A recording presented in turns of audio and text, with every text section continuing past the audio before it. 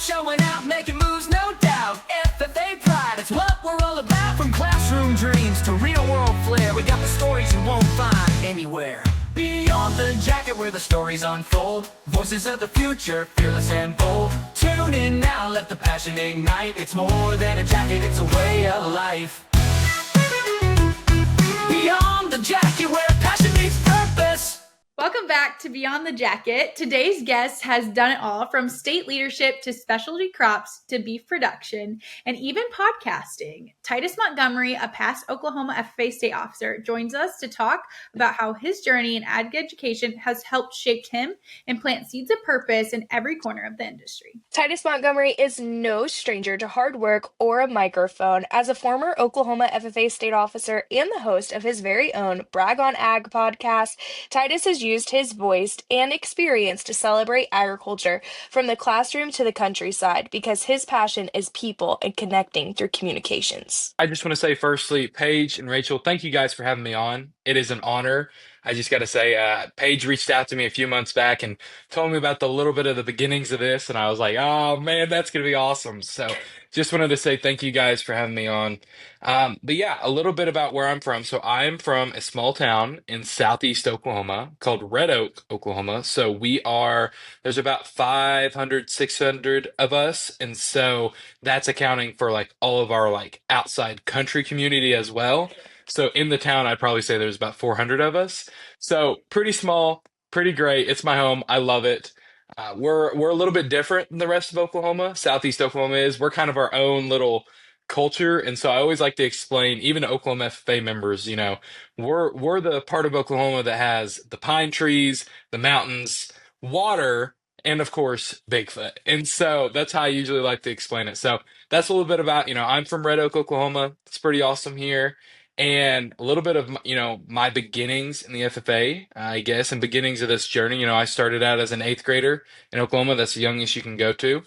I strolled into that ag classroom and I knew a little bit, but I was like, man, I don't know about all this. And I'm telling you what, I was an eighth grader that was incredibly shy and did not want to be in front of everybody. And my ag teacher put me in front of too many people, and it just I always like to say he made me forget what stage fright was. It was stage terror. And it was just it was rough. But I found my footing, and I found my love for this organization, and it's led me to where I am today. So that's a little bit about, where I'm from and a little bit about kind of my beginnings. I love that. I feel like you really just showcased, what FFA is all about, throwing you in on the deep end and hoping you swim.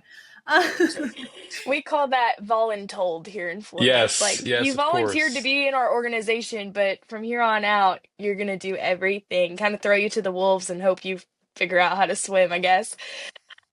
Looking back, what drew you to agriculture leadership, Titus? Like, where was your love born for the FFA or even the industry?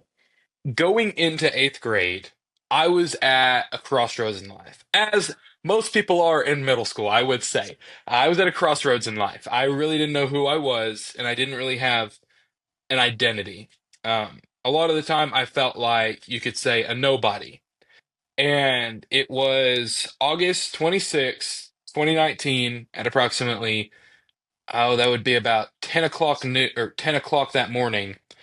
I had attended the Southeast Area Cult Conference in Oklahoma FFA. So in Oklahoma FFA, each area has a cult conference, which stands for Chapter Officer Leadership Training.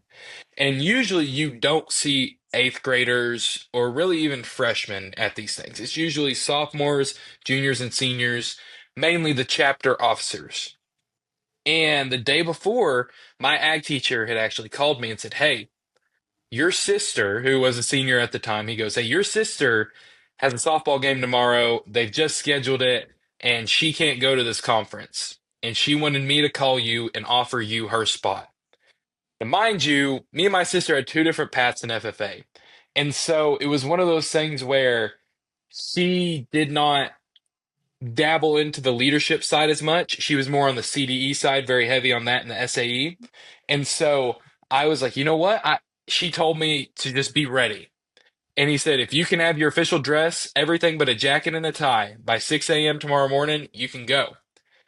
My dad's a pastor, and so of course I went to go digging through his closet because, as dads do, he's went through very many different stages of life where he's worn different sizes. I would like to look at it, and so he just so happened to have some clothes that could fit me. So I went and got some. I got my white dress shirt, my slacks, my black dress shoes. The only thing I didn't have was a pair of all black socks. So I wore black and gray checkered socks. And my ag teacher just cackled when he saw them. But other than that, it was good. But I went to this conference, and I gave you that specific time and day for a reason. Because it was around that time on August 26th of 2019 that an eighth grade me who felt like a nobody was treated like a somebody by a man by the name of Drew Hardaway, who is now an ag teacher here in the state of Oklahoma. Drew, at the time, was the state president. The year prior, he was the Southeast Area Vice President, the office that I just retired. And he was from a small town of Baptiste, Oklahoma. That's where my mom is from. And once I heard he was from Baptiste, I started talking to him. I had no idea who he was. I had no idea that I was an eighth grader talking to what is at the time the pinnacle of Oklahoma FFA leadership. And I was just talking to this guy, and he goes, "Yeah, I'm from Baptiste." And I'm like, "No way, that's where my mom's from." And so we start talking, and he ended up knowing my grandparents and knew some of my cousins. And it was in this moment where, like I said earlier, he made me a guy who was an awkward eighth grader at a crossroads in life who felt like a nobody, feel like a somebody. And I remember getting in the Suburban and riding back home with my dad saying, "Hey, um, what, who was that guy?" And he was like, "Titus, that was Drew Hardaway." And he was like, I was like, "Well, who's Drew Hardaway?" And he was like, he told me, he's like, "He's the state president." And I was like, "Okay, what is that?" And he started to explain it. My ag teacher was a former state officer. Mind you, I'm clueless. I have no idea what's going on. And I'm just sitting there. I'm like, okay, okay. And I just remember telling him, I go, "Mr. Walker, I still don't understand what he is, what he does, but whatever he is doing, I want to do.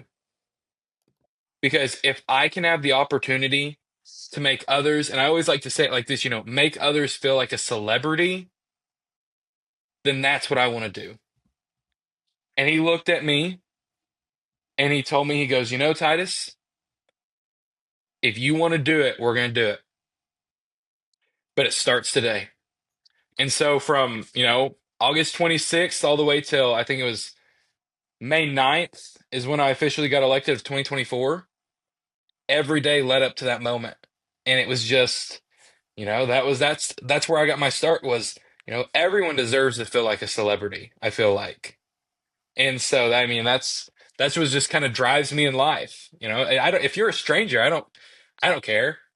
You deserve, there's got to be something cool about you, and it's something that deserves to be highlighted and talked about. So I don't know. I just love people. And so it was just one of those things where I found the love for leadership and found that love for the organization. And it was one of those things where I truly wanted to live to serve. And so that's kind of a little bit of that backstory, I guess.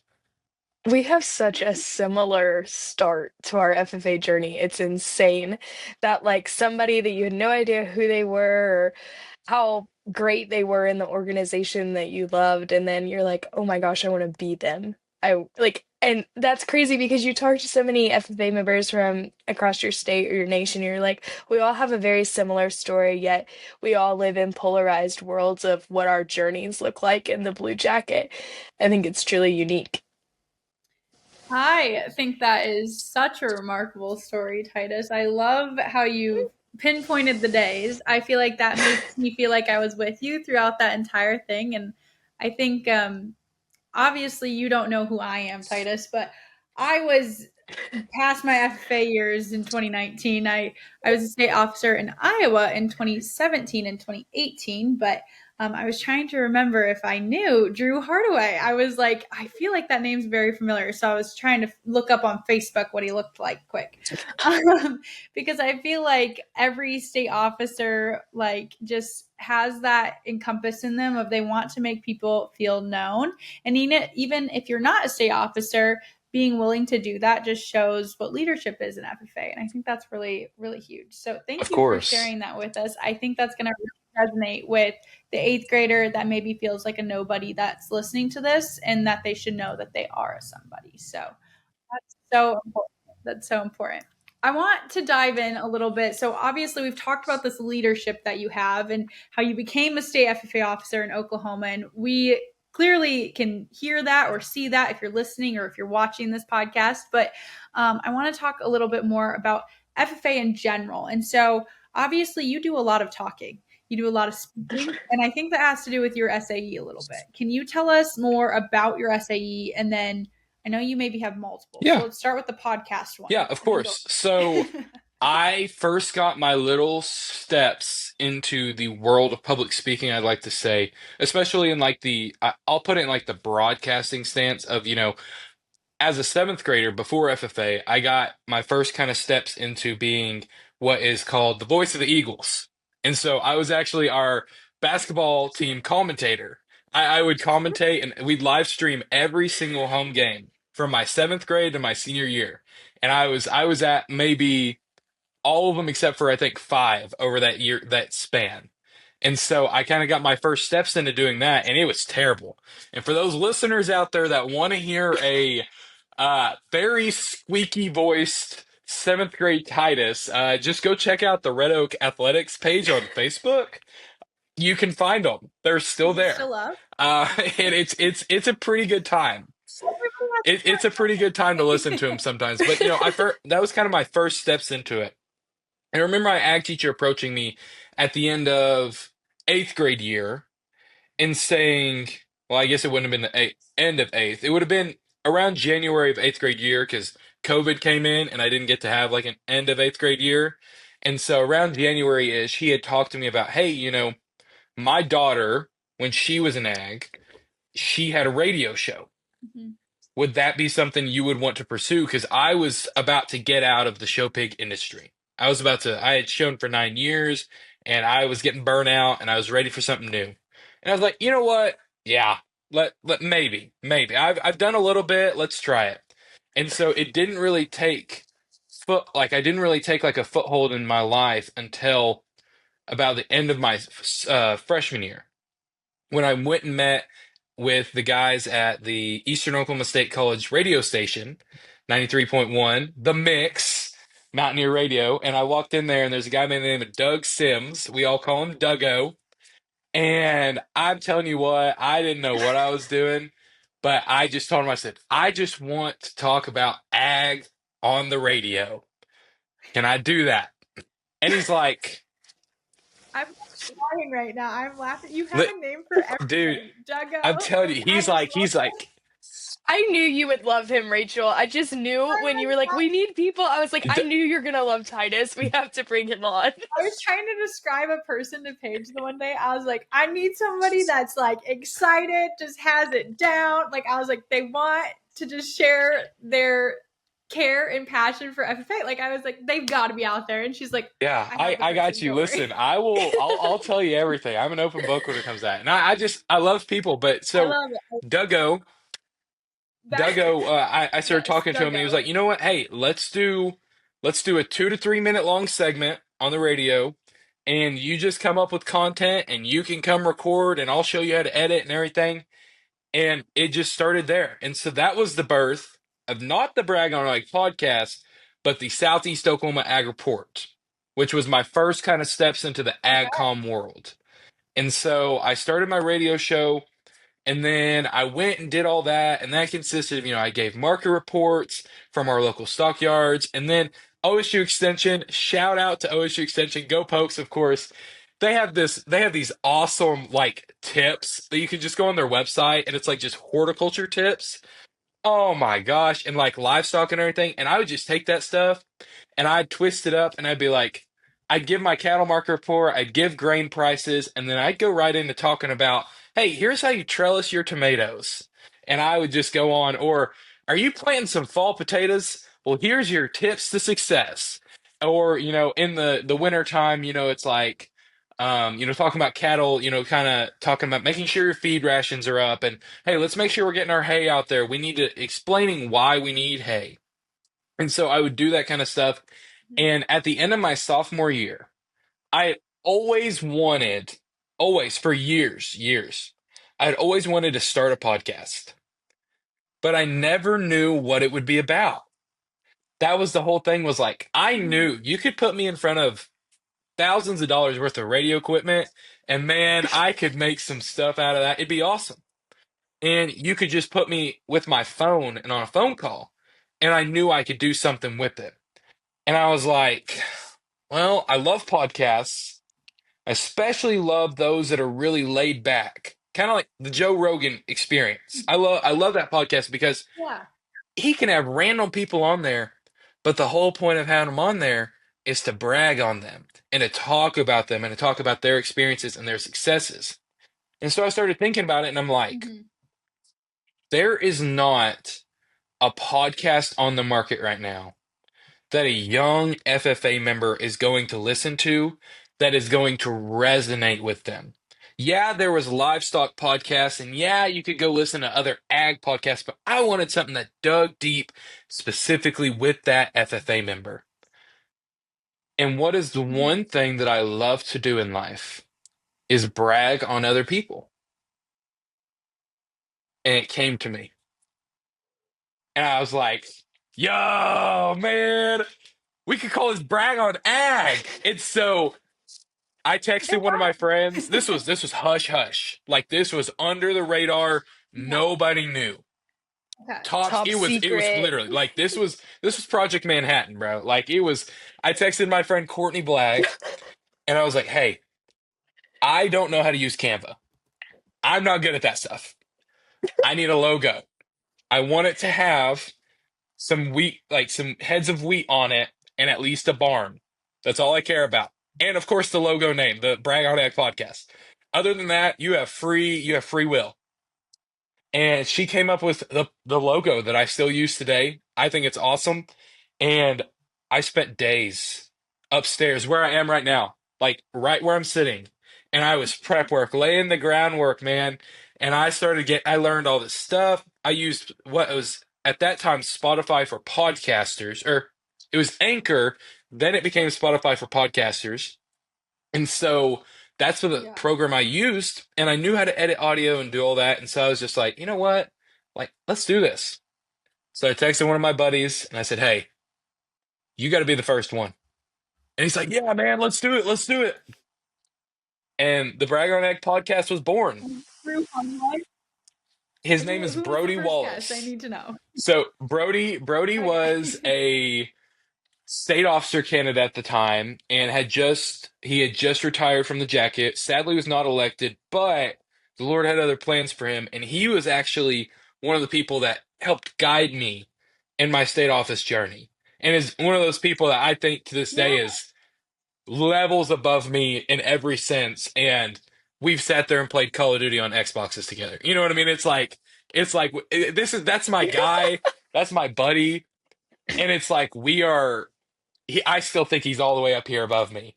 And so I get to go to college with him now. So it's pretty cool. And so I texted him, I was like, dude, I want you to be on it because I believe everyone deserves to be bragged on.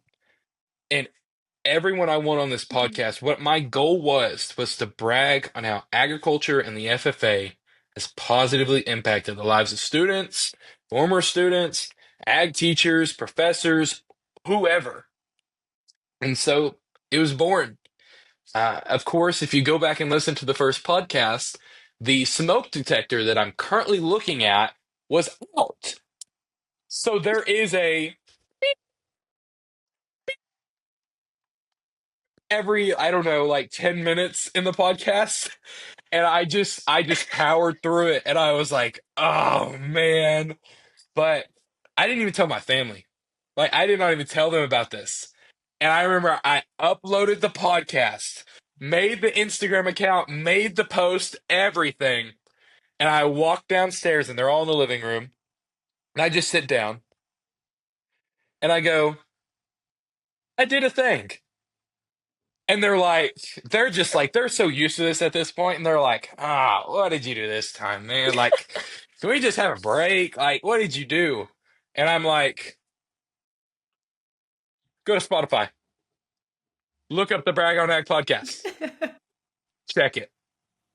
And immediately it was just like, the followers just started coming in, the listeners, everybody was going crazy because this was the first time, and I can say that confidently. Like, I can say that confidently. Mhm. This was the first time that like an Oklahoma FFA member, like in Oklahoma FFA, this like a podcast like this had become a thing. And immediately overnight, it just was like everybody was crazy about it. And I was like, man, I didn't intend on this. Like I thought I'd get like 5 listeners. And I just got message after message, just so many supportive people.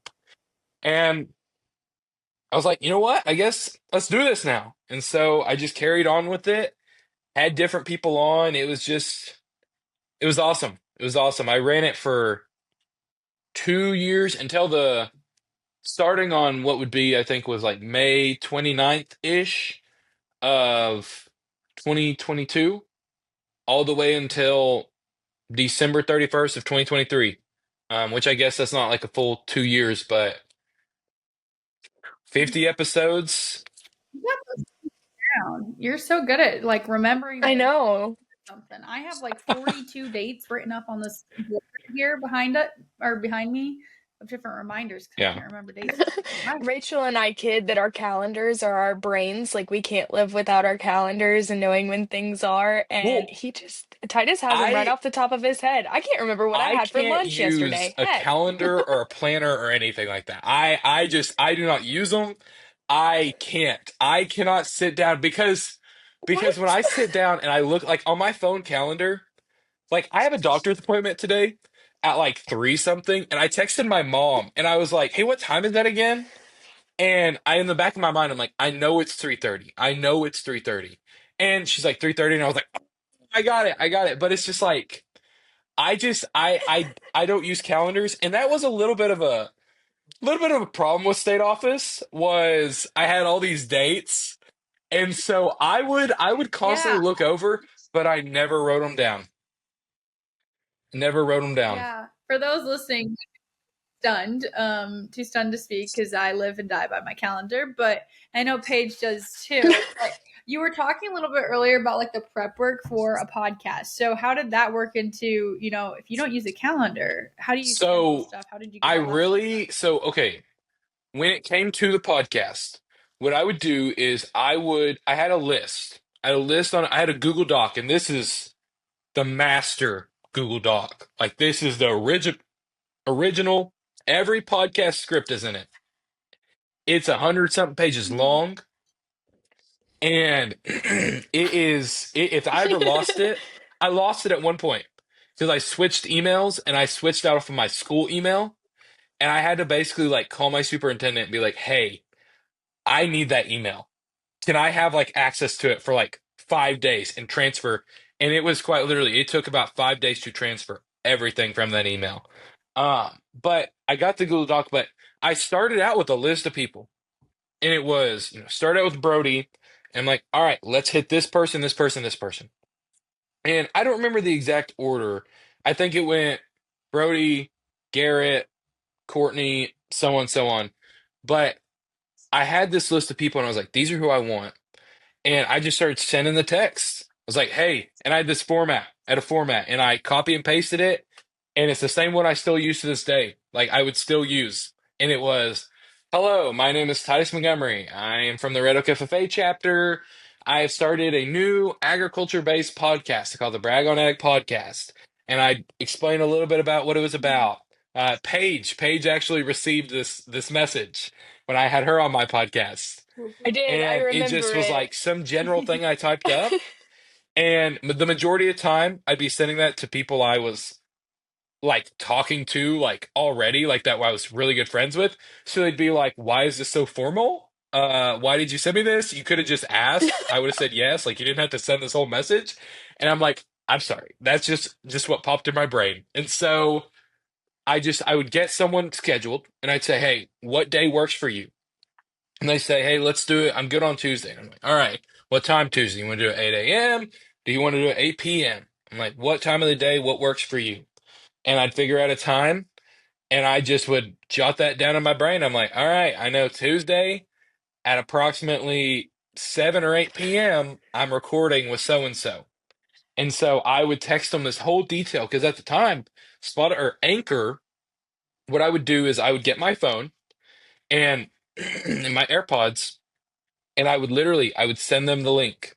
Like you guys sent me a link on email, I just send them the link on text, and I'd say, "Hey, click on this." It'll say type your name in your email. You ain't got to do that. Just put your stuff in there and click record, and it'll let you in. And right then, like it would start recording, and we'd talk for about 5 to 10 minutes. I'd be like, "Hey, this is kind of what we're doing. If I ask you this, kind of, look at this." Just gave them a rundown, and we'd record. And go I ahead. No, you remember, go ahead. Go ahead. sorry, Titus, go ahead. I remember it was during the summer, Titus had emailed me, and his email was so formal. And then at the bottom, it was PS, please remember to answer your Instagram messages. I guess you had like texted me on Instagram Mm. at least 3 times. And I had never seen that. I still to this day haven't seen the messages. But I checked my email and I remember like running to my mom. We were at like our property, we were working cows. And I remember running to my mom, this Oklahoma FFA member wants me to be on their podcast. I remember being so excited, me and my boots and my jeans and my spurs. And I was like, Mama, guess what? It's working. Front page ag is working. And I remember like my SAE and Titus's, and on our episode, we talked about, and if you go like on my website, I even wrote a blog about it, about Titus and I's little bitty idea of having like an FFA exchange member Okay, program. Do you yes, remember yes, I this? do. I Yes, I know do. this is a long time ago, and we were talking about how like it would be so cool because like Brag on Ag, it was bragging about FFA members, and now you have Beyond the Jacket that's talking about telling FFA students stories of what they're doing in the classroom and beyond that. But on our episode, we talked about having like a member from Iowa or from Florida go to Oklahoma and be like with an association officer for like a week and like shadow them. And it would be like an exchange student program, but for FFA members. And I remember thinking it was the coolest thing ever. And now we have our like podcast established, and it's like a full circle moment to sit here and talk about this. And like all of us, like Titus, your state officer, Rachel, like to that extent, it's so surreal right now to me just remembering all the little moments in this journey, and that, oh my gosh, we're I here now. remember Uh, I had text you. I had sent you this message on I'm looking at it right now. I had sent you this message on Instagram. I have the he receipts. has I have the receipts, guys. receipts. He has And so I I sent you don't like have the it. formal message, right? And it said at like the bottom, the account can't receive your message because they don't allow new message requests from everyone. And I was like, "Oh, okay." And so that's when I found your email. to follow And you. Isn't that? it I was do July follow him. 25th of 2023 because I remember I had sent you that email and where I put at the bottom the Pulls up the PS look at date. your Instagram messages when you responded, I sent you messages on Insta that said, "Well, well, well, buddy." Because you had responded to my email, but you didn't respond to Instagram. And I was just yanking your chain, but Hold on. man, I remember we recorded and we had an idea at one point of doing like an AgCom across the night. Oh, I don't remember what we called it, but it was some idea because Colton Conley, a former Louisiana state officer at the time, was big on social media, and there was a Hmm. couple others, and I was like, dude, we could do like a week of AgCom, and each one of us could have like a day. And I remember we set all this out, and then I went to like alumni camp and went to a couple other things, and my brain just stopped working. It just was, and I completely forgot. But no, dude, like you said, it's so surreal. Like we always like to, it's a full circle moment, 360. And so it's super duper Absolutely. cool. I love that. I love that. Reminiscing on that. That was awesome. That reminds me of like WLC, and I know Paige and I talked about this on another episode. Is like when they set you up and you're creating this service project while you're at WLC. The kids who actually accomplish it afterwards, like we give them just so much props because I went to I WLC, didn't. created my plan, and then I never took it anywhere. And so that's where I feel like you guys are talking like you guys are actually doing the Mm. things that you're discussing, which I think is so cool, and that comprises that full circle moment that you guys are talking about. That's funny too, because I kind of like boboed that at WLC. I was so excited to be there, but my service project was front page ag. It was like, my service is I need to be a voice for agriculture or brag on FFA members. Like, people need to know what we're doing as students in the ag program because we're so overlooked. And that was my service project. And I say that I didn't take it anywhere. No, I took it somewhere. It just didn't go in exactly the plan that I had laid out that week in Washington. And I still have my like book from Washington, and I had everybody in my group sign it. And I had a bunch of Oklahoma FFA members in my group, which actually I wanted to go to OSU so bad. If you'd have asked me sophomore in the beginning of my junior year, I was going to be a Oklahoma Cowboy, go Pokes all the way. Like, that was my plan. That was where I was going. Now I'm a Gator, go Gators at UF. But that was the original plan, all because of wonderful FFA members I met at WLC. OSU, I think, has one of like the number one ag com programs. Right, I It's think. it's I think we Oh yeah. it's pretty one good. case. It's pretty epic. I'm not AdCom, but a lot of my friends are, and I got mad respect. That program, them professors, they're goodens. They're goodens. Yeah, there's quite a few people from Iowa that end up going there for AgCom, or they go to the graduate program Mm. there, which I think is really cool. So I've known a whole handful of people that have gone down to Oklahoma and then come back to Iowa once they're done. But yeah, they've spoke very highly of it. So okay, I feel like we've talked a lot about your podcast and that SAE, but that's not your only one. I feel like it has to be because there's so much work that's gone into it. But okay, give us a high level overview of the other ones that you have. So I'll just kind of say this. As an FFA member, I talk about getting my start in eighth grade. I don't know if you've ever heard the song "Live Like You Were Dying" by Tim McGraw. Yes. That's one of my favorite songs of all Absolutely. time. And that's how I looked at FFA. I was like, dude, I'm gonna do everything that I can. And if I don't know how to do it, I'm gonna figure out how to do it and I'm gonna go do it. Because I was like, I'm gonna spend 5 years in this organization. Why would I not do everything that I can, get everything out of it? And that's how I looked at it. And so as an FFA member, my primary SAE was not brag on ag, but it was my cattle. So I had a small cattle herd that I started my freshman year. And so that on all of my record book stuff, that's my primary SAE. And so I had a Yep. cattle project. I raised a small cross Coriani herd. They're my babies. I love them. I run them with at the time, Red Angus bull, now with a black Simmental. They're my little money makers. That's what I like to call them. And I love them. I love them so much. And so small herd of cross Coriani cattle. That was kind of my production side. And then I have a garden in my backyard. And I never grew anything that I was going to sell. It was never like tomatoes or anything. This was my garden where if I wanted to grow something, I was growing it.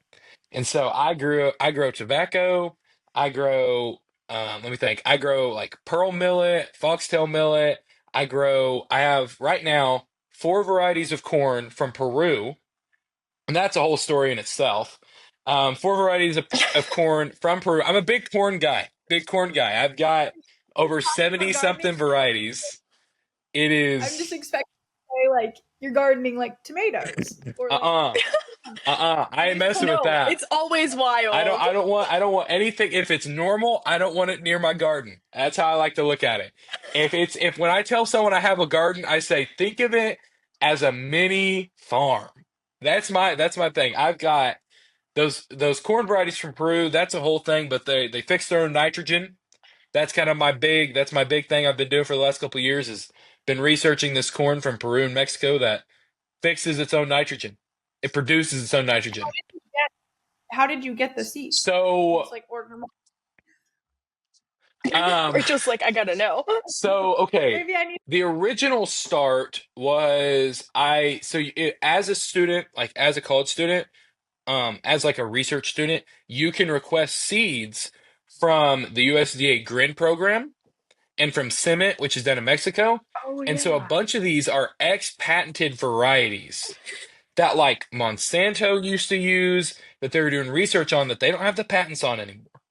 And so I contacted all these professors from across the nation, these researchers.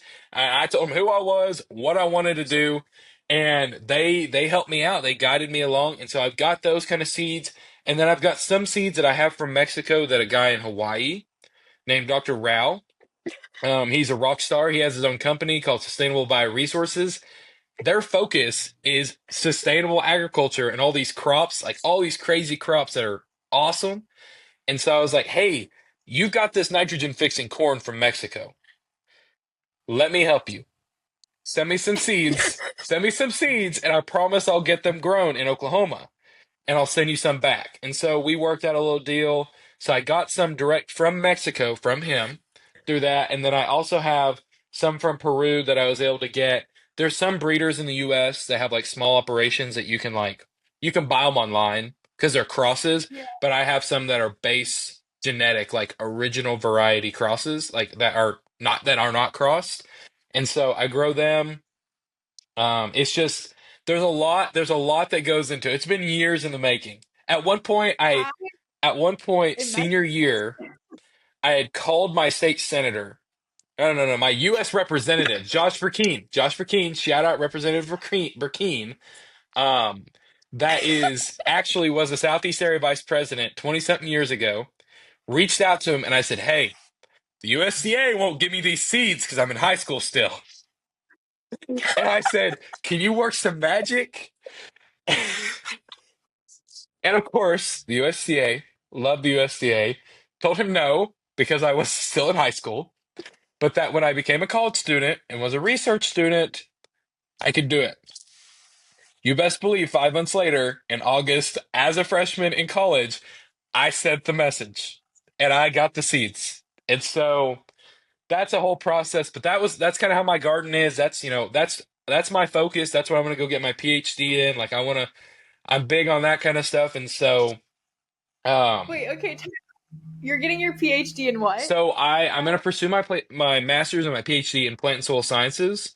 And so right now I'm Okay. crop production management is like the focus that I'm on, but I Yep. want to pursue I just want to a lot of these crops that I grow all stem back to my heritage as a member of the Choctaw Nation. And so Okay. it's very big in my family. I live in the Choctaw Nation. I live in District 6, Yokoki.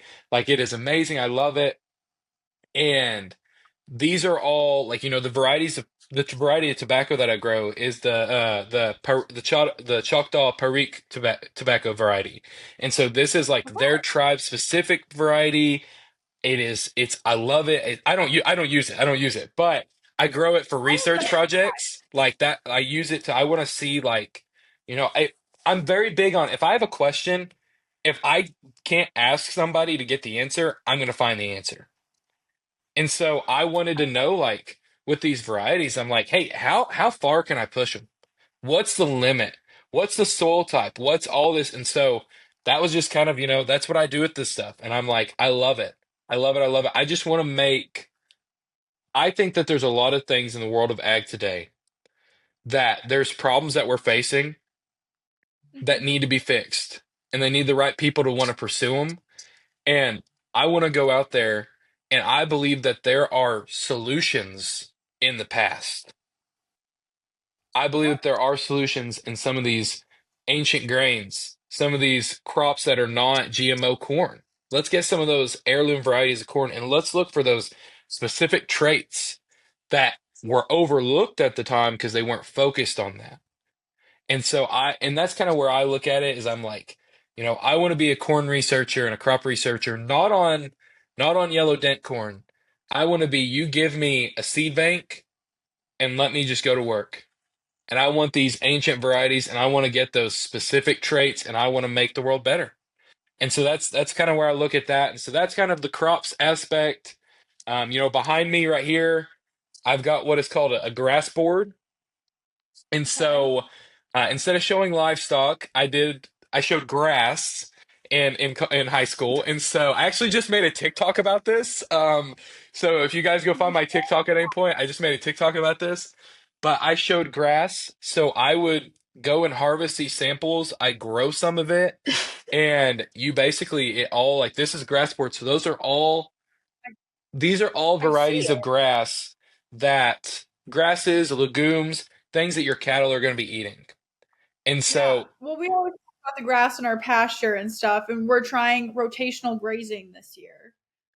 yes, ma'am. So Yeah. I'm in, checked all of our fences last It's night. So it all stems back to, like I did that in high school. Like I've got in front of me, I've got a bundle of alfalfa that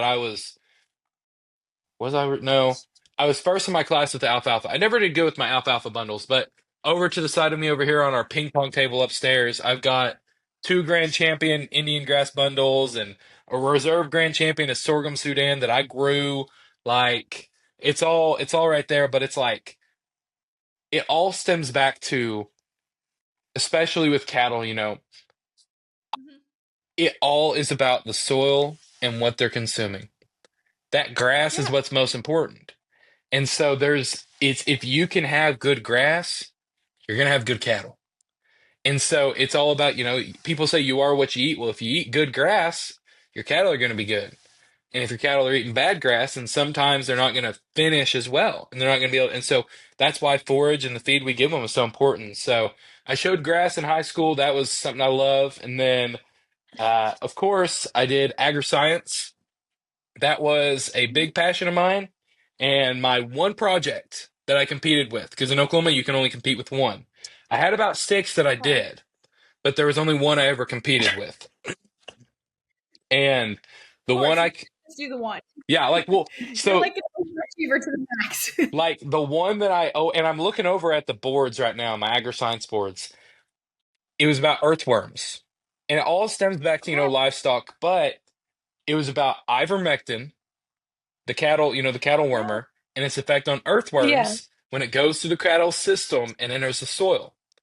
And so you might think, how do you test that? And Yeah. if you look, the science says that I would say I'm going to give you a percentage. 80% of ivermectin in the body of the animal goes out through this is going to sound gross, but the fecal matter goes out through the cow patties, Mhm. but a small percentage of it comes out through the urination. And so I replicated the urination and I was like, hey, these small percentages of ivermectin, how are they going to impact these earthworms? And after 3 years of research, like I used ivermectin, Cydectin, all these different kinds of cattle wormers, I was like, dude, it'll kill them. It'll kill them deader than a hammer and it stays in the soil. And, I that was kind of my thing I did for years. And so that's kind of a little bit of an overview of, I know that was pretty lengthy, but all my different I really, projects. I had a bunch of different other little things that were just random. I worked as a farmhand, just different little things. I had a lawn care business, just anything and I everything. think this is, yeah, for the listeners that are like new members or FFA or they're freshmen or they're just starting out and they're just picking their SAE, like you don't have to stick with one, which I think is so important for them to learn because when I was a freshman, I picked making muffins or something and Mm. selling them. And I did not stick with making muffins. I ended up doing cattle production, which was really fun for me. But obviously, if I had stuck with making muffins, then maybe my sourdough starter that I almost killed would still be alive. But Is it dead? Did you it find is out if not it's dead. dead? I fed it last night, Titus, for some background. I fed my starter last night for the first time in 3 months. My fiance is like, "Are you sure that it's alive?" And I said, I think it is. I can't really tell. Everybody who has messaged me told me as long as it didn't have pink mold, I was good. So I am going to try and bake with it today. It looked bubbly this morning. Not as bubbly as she once was, but that's okay. We'll keep feeding her and she'll get back to life. But I think that's what's really cool, back to your story and you sharing all this, is that you don't have to pick the one thing. You can pick 50 different things and try all of them and figure out what path you want to go down. It sounds like for you, obviously you didn't even know you were a master of communication and broadcasting at first, and now you have that tool in your tool belt. And I think that's so cool, especially with the work that you're going to be doing as a PhD student. I think a lot of people, or as soon as you get to your PhD, a lot of people will disregard what you're saying because they might not understand it. But I think you have the talent of communication to make sure people do understand the work you're doing and the importance of it. And I think that's what's so phenomenal about your SAE pairings, is that like you can tell that story and you can tell other people's story who maybe don't find a focus of communicating it as much.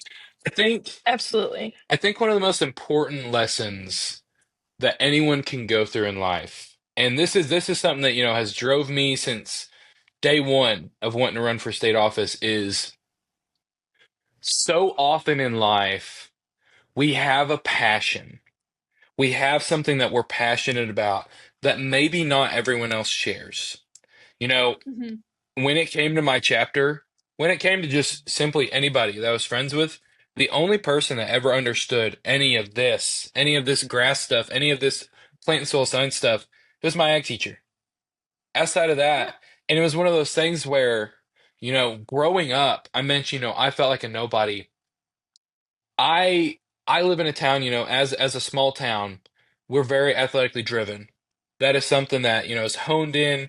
And I had a head injury when I was about 6, and it put me in a position where I was left with permanent double vision. So if I take my glasses off, I see two of both of you right now. And it's, my eyes may not be crossing like they used to. I had vision therapy for years, but it's one of those things where I could not compete like my siblings could. I could not compete like my Mm-hmm. best friends could. And it was one of those things where I had to find my niche. I had to find my way. Mm-hmm. And so often in life, my niche, my passions were not things that others around me understood. And so I had to find a way to bridge the gap. I had to find a way to connect the worlds. And I found that way through communications. I think the greatest lesson, that someone can learn in life is they have to learn how to bridge the gap. And that's what we're doing here. Mm-hmm. That's exactly what we're doing here. Is we are showing how we can bridge the gap with the outside world that maybe doesn't understand what all entails from our organization. And I said that, growing up, I didn't have that person. I didn't have something that others I felt like wanted to listen to. And so I had to learn how to communicate with others. And it all stems back to, I like to listen to what I tell FFA members is, if you're passionate about someone else's passions, they're going to be passionate about yours. Mm-hmm. And so it all goes back to, do you want to communicate and be that human and learn how to communicate with others? And if you're passionate about their passion, if you want to brag on them, then they're going to brag on you. And so it's just, that's kind of how I look at it. That's how I like to live life and look at all that. And so, Absolutely. No, thank you for I did too. I got my sticky note. Don't worry. Um, no, Titus, thank you so much for all of your insight today. Especially, I loved learning about your journeys with your SAEs. I didn't even realize how many there were and how impactful they are. And of course, with all of us in an ag communications field, we know the benefit of communication, how it brings people together. And I'm so glad that we could bridge the gap today on the podcast for those listeners, and that we could show, like, even though you're beyond the jacket in your years now, where you're going, and that you're still keeping the industry at the forefront. Perfect. I am super excited to see where you go in life, Titus. If you don't have any fans, I am number one. Uh, so I just think that, or if you have thousands of fans, I'm still going to be number one. So when you are the Secretary of Ag or something like that someday, Paige and I will be applauding you and rooting you on. I think you did a phenomenal job of communicating how important it is to lift others up. And I think that's what's really at the heart of your story is being a good leader means, caring about other people. But also I think you did a great job of sharing how all of your SAEs really intertwined with one another. And I'm going to take some of that knowledge back and hopefully I'm going to go look at the grasses in our pasture and see what I need to be. Maybe I'll send you a picture. Yeah, dude. Send me a text. Listen, that's my job now. I'm on the crops team at OSU, so IDing plants is my job. So Perfect. We have a lot of unique ones out there right now. I did just find some mulberry trees though. I'm very excited about those. Have you ever had a mulberry? oh, I've had a mulberry. Listen, mulberries, catfish love them, and turkeys love them. That's man. You can get you some. Yeah. Yeah, Mulberries are good. I just saw about 8 turkeys out there the other day. I was trying to count them all, and they were all like going off around. So they're all over back there. But yeah, there's about 7 mulberry trees, I think, and a whole slew of turkeys and a lot of cows. So, but I will touch base with you on the grasses later. But yes, I'm super excited to see where you go beyond the jacket next. And if you guys are listening, make sure to follow along with us and keep following on our pages and tune into the past episodes and future episodes as they come out.